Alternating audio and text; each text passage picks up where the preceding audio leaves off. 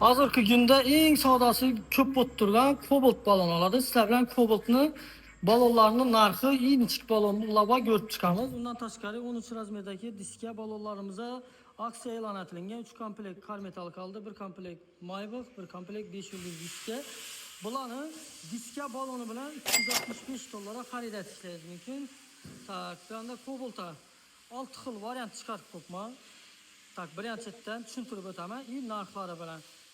Tak, birinchisi Max Cruise balonu, germanski texnologiya bo'yicha premium klassda chiqadigan balon.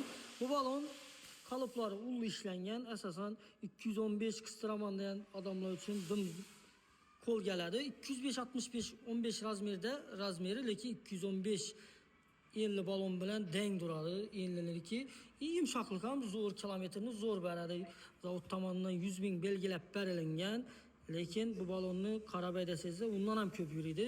Narxi 750 ming so'mdan chiqadi. Keyin Mustang baloni ko'pchilik o'zi daqiq ko'rdi. Yumshoqligi yaxshi, 4 mushtoradan balon hisoblanadi. Buni bahasi 700 ming so'mdan chiqadi. Ikkisini ham kelishadigan yeri bor. Keyin Ayling baloni aksiyada ishchi balonlar ichida eng yumshoq balon hisoblanadi bu. Probekni shu o'rtacha 40 ming 60 ming kilometr atrofi beradi. Eslatib o'tamiz, archa balon qistiradan bo'lsangiz 5000 kilometrdan orqa aldati perkitkasini o'zgartirasizlar. Asimetrik 4 ariqchali balon qistiradan bo'lsangiz, buni 10 mingdan perkitkasingizlar bo'ladi.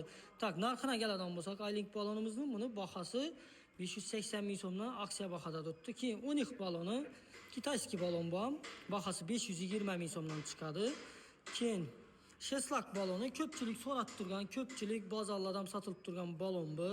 Tak, narxlar bo'yicha solishtirib ko'rishlaringiz uchun narxlari bilan aytib turibman.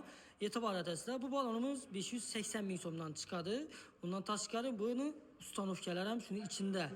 Keyin Green Track baloni 750 ming so'mdan chiqadi. Germanskiy balon, archa dishli balonlarning ichida eng probekni zo'r beradigan balonlardan biri hisoblanadi. Sizlar shu balonlar orasidan qaysi bir balonni daqiq ko'rgansizlar? O'z fikrlaringizni kommentariyada qoldirib o'tasizlar. Sizlarning fikrlaringiz muhim. Undan tashqari, sizlar Cobalt mashinalaringiz bo'lsa, qaysi balonni daqaradingizlar? Belgilab o'tib ketish unutmaysizlar.